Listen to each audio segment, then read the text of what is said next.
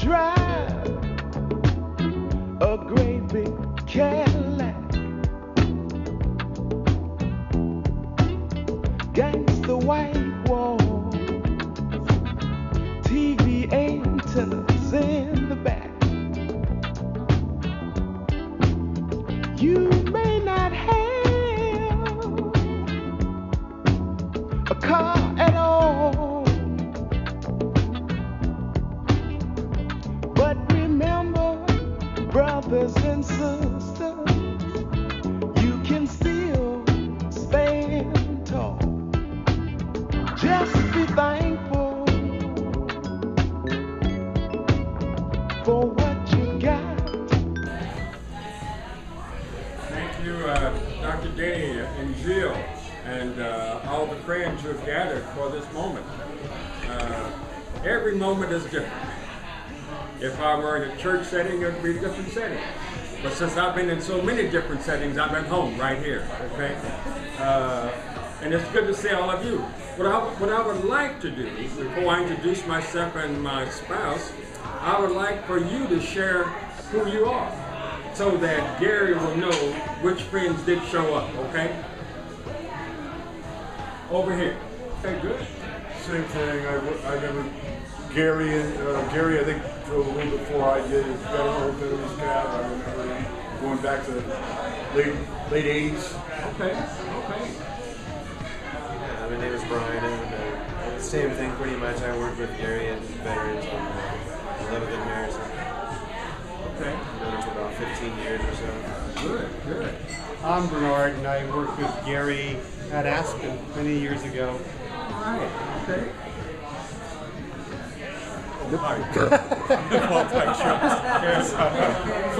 Just follow the red light. There you go. I worked for Gary 20 years at Veterans Camp. Good. Someone just came in beside you. Joey. Oh! Man, at the bottom of the stairs. We're introducing ourselves. Oh, he's busy. Friends, we're introducing ourselves. Okay. Well, my name's Ray. I forgot to say. I'm sorry. Forgot my name. Steven. Okay, Stephen. Long time friend? Long time. All right, thank you. Let's go over here. Kate? Hey, hi. I worked with Gary at Western Messenger, and that was a long time ago. Hi, I'm Jill. I knew Gary through Lana, and I've known him for about 2 years. And my name is Ron, and I knew Gary 25 years ago or so at Aspen Graphics, like Bernard here. I'm Steve Phillips, and I've been friends with Gary 35 years. I worked with him at Aspen. Okay.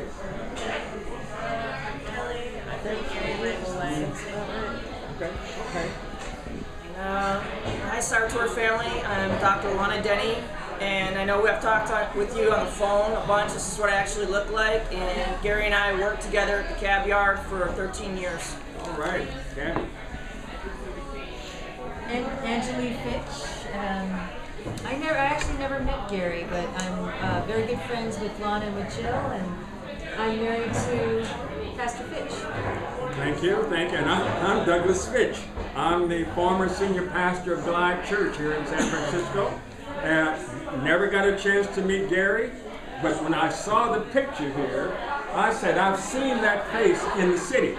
So I did not meet him personally, but I've seen the face. It's a memorable day. Oh, yes. And I want to especially say a word about Dr. Denny and Jill. They are our friends.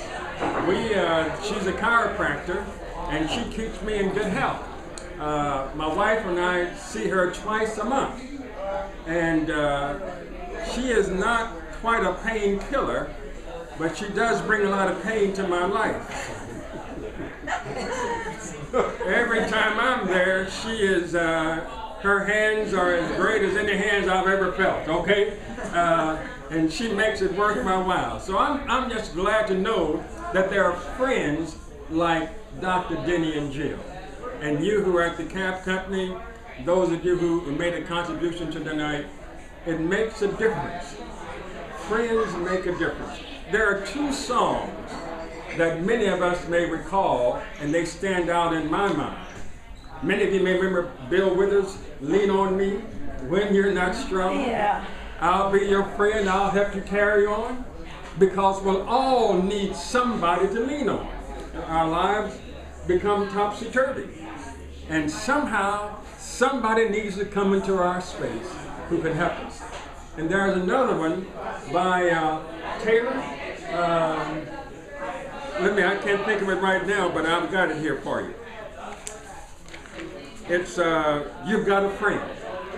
James Taylor, huh? Yeah. When you're down and troubled and you need a helping hand and nothing is going right, close your eyes and think of me, and soon I will be there to brighten up even your darkest nights. Hey, now.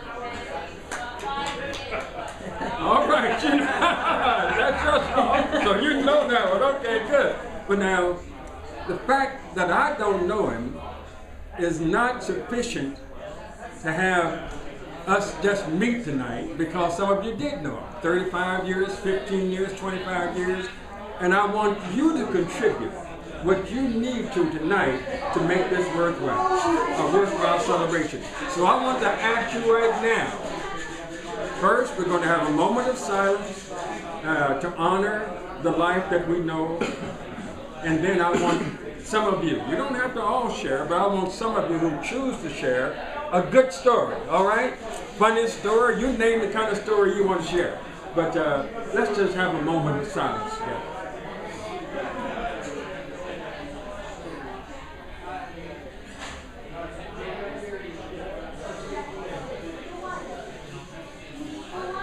Amen. You need to know that I believe that we don't have to be religious to be spiritual. Everybody is spiritual. Everybody. And so I'm here as a spiritual being among other spiritual beings, and I'm not honoring the spirit of our brother who has departed. Anybody who wants to share may do so right now. I got a couple funny stories about Gary. Okay, go ahead. Yeah, go over there, the light. Go to the light. Go to the light. Go ahead, James. Send the light. Send the light.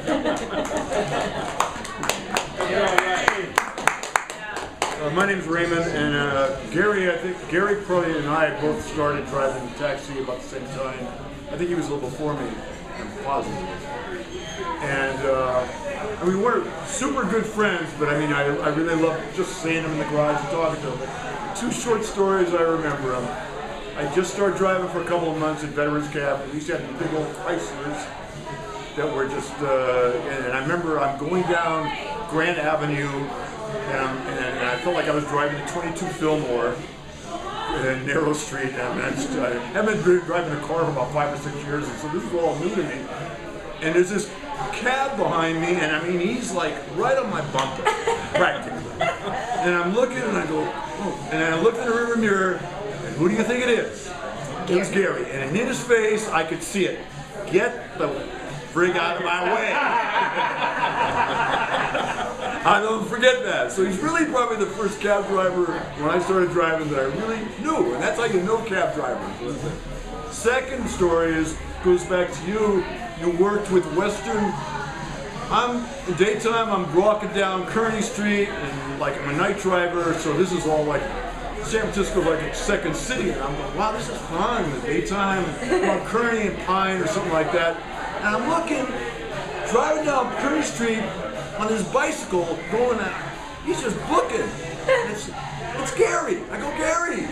He stops, we talk, maybe we smoked a cigarette. I go, what are you doing? He said, I'm a messenger, a bicycle messenger. I go, what? Isn't cab driving enough? So that, and I was just blown away, because I'll tell you what, if I had a 10th of the endurance that guy did, I'd be rich.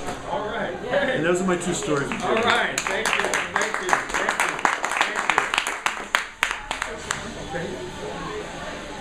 Yeah, you know, everybody called him Crazy Gary, but he wasn't crazy at all.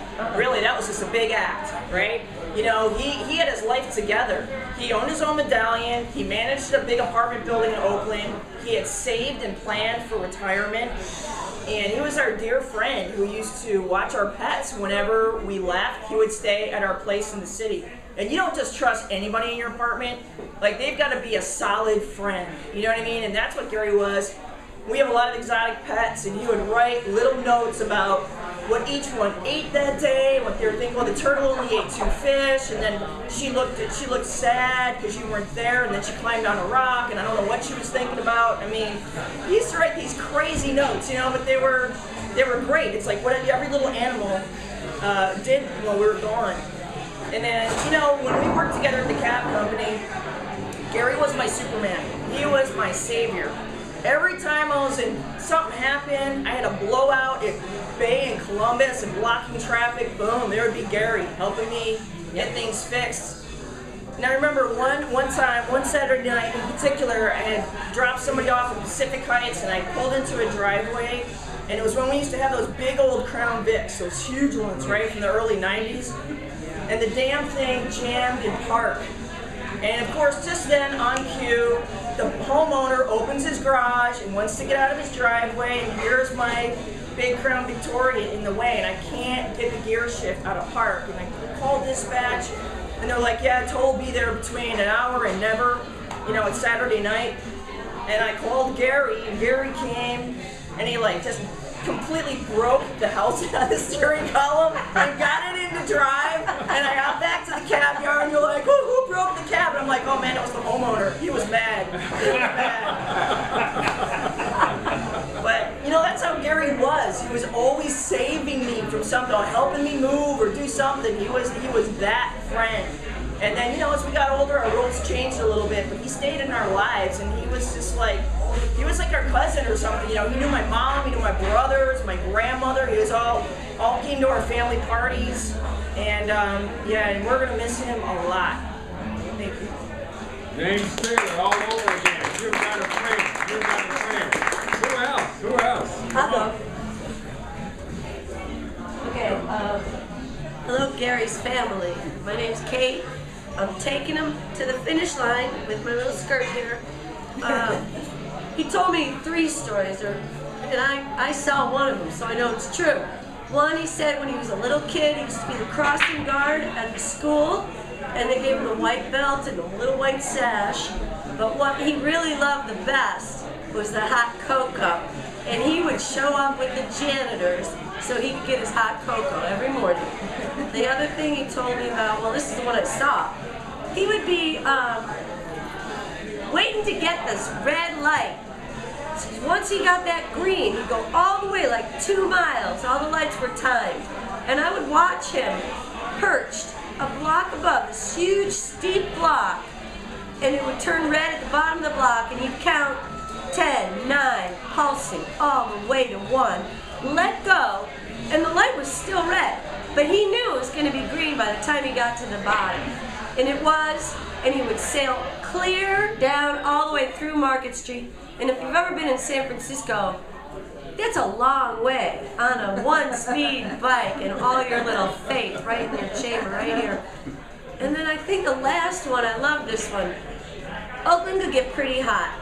And he had one of those swimming pools in his apartment complex, and it had no heat in the pool, but he kept it clean so he could feel good about going into it. And there was no heat in it. But on a hot day in Oakland, he would take his keys with all of his cab and his bike lock and all of his apartment little numbers on it and throw it into the pool, so he would have to dive to the bottom and get that key fob and get cool. He was always cool. All right. Some other people came in. We need you to give us your names. Introduce yourself. I'm Mark Newberg, and I'm a cab driver in the area. All right, Mark. My name's Jenny, and I've known Gary maybe 20 years. Okay. What we're doing, we're sharing stories. Everybody doesn't have to share, but you who wish to share, please do so. Steve, did you speak? There you go. I got a million of them, but I'll just tell you one. Like I said, we go back 35 years. And way back when, early 80s, you know, I don't know how many you remember the Blues Festival every year. But back then, they had it at the band show at Woolgate Park for free on Labor Day weekend every year, for a few years, before they went to Fort Maine. And you'd see everyone you hadn't seen all year. And so this one year, maybe 80, 81, I'm there. And I look over, there's Gary playing with these kids, right? These little kids. He's got, you know, he's got his t-shirt with the holes, the duct tape shoes, and it's Gary. And he climb in a tree, dive into a dumpster, close the top. These little kids come out, knock on the top, and come out, you know, like the crowd from Sesame Street, whatever. And they look at her, all right, you pick them up, I'm gonna eat you, put them down, climb the tree, do it again, another kid come out, and he's doing this for a while. And back then, I don't know if you remember, but there used to be this little old lady, I don't know if she's still around, she'd ride around all day on the Muni buses, I guess that's all she did, asking people if they're registered to vote, and sign them up. And that's what she did, rode around the bus. Well, she's there. And so, you know, Gary dives into the can again, closes the lid. He comes over and knocks on it. Like the kid, you know, She goes, sir, you look like a liberal. Are you registered to vote? And she signed them up right there. It's the only person I ever knew who registered to vote from inside the dumpster. And then later, he got thrown in jail, he told me, at the Park Station. He'd been drinking a little beer. And they told him that he was 86 from their jail. They would not throw him in their jail anymore. If he wants to go to jail, he's got to go downtown and let them deal with him. Not allowed. So he's off the hook there. But Gary was my best friend for 35 years, and like a brother and an uncle to my kids. And I love him and I miss him.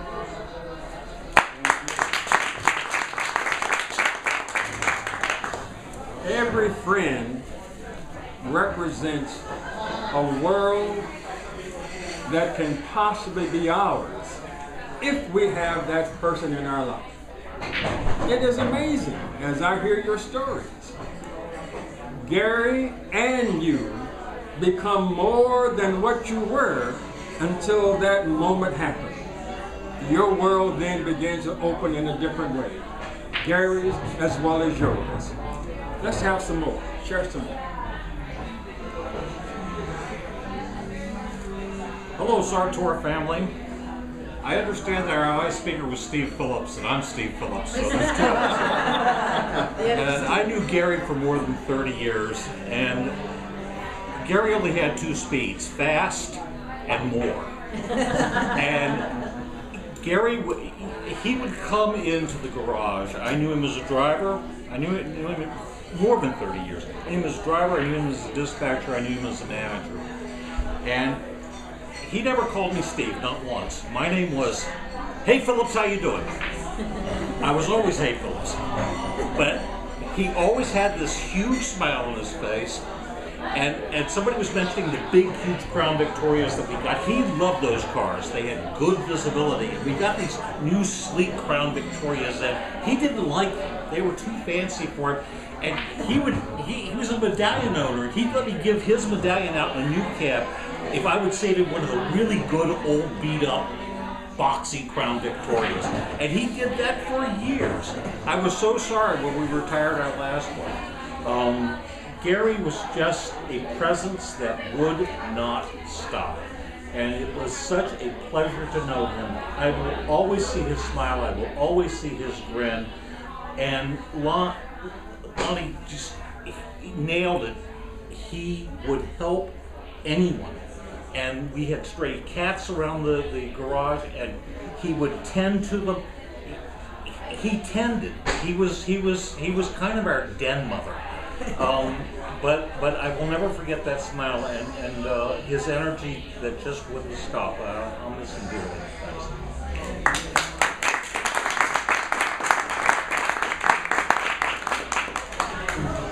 you may not know it, but research suggests that friends make us healthier by being friends to us. They lower our blood pressure, cholesterol. It's great to have a friend because a friend not only enhances your life, but a friend can extend your life as well. Let's hear some more.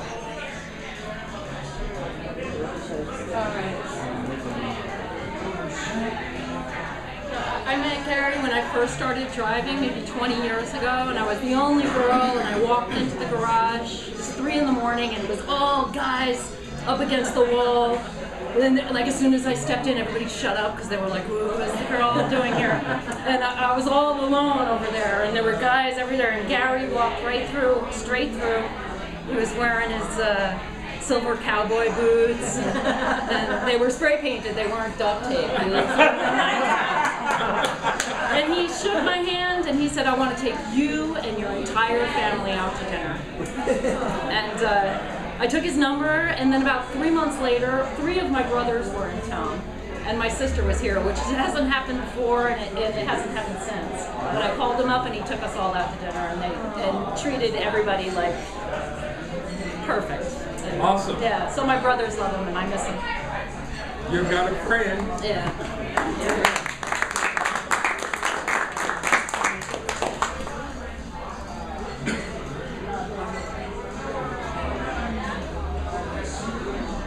Whoever wants to share may do so. Oh. I gotta tell ya. Okay, I'm back. Hi. He would do this thing on the FCC. When you're on the radio, there are big rules. You know, you gotta say your number. His was 850. So what he's supposed to go is 850 and wait for the dispatcher to say 850. And then he would say, you know, I'm clean, or give me a ticket or something. No, Gary didn't do that. He would just say, "Is everybody happy?" And you were.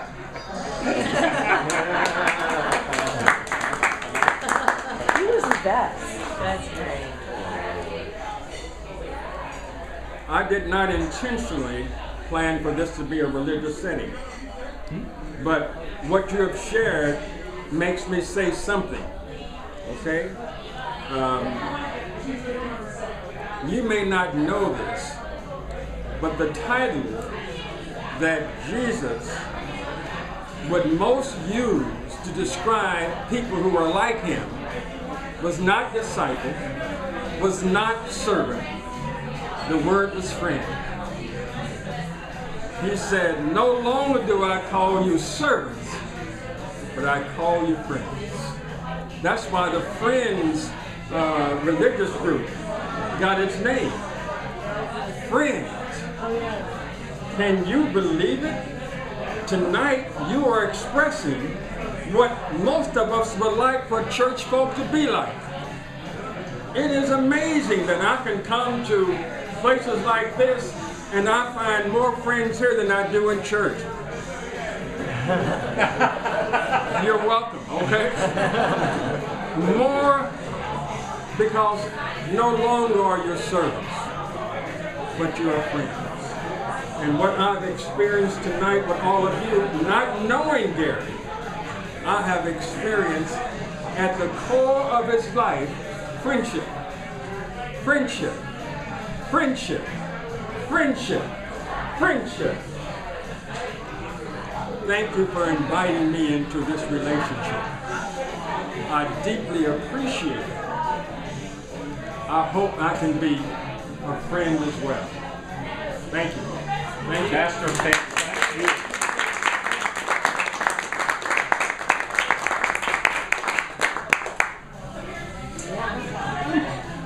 Everybody eat up. Especially eat these cookies, because Gary had asked Jill, my wife, to make those cookies for him because he was going to stay at her house for Christmas, and she had the batter all in the fridge, and she made them tonight.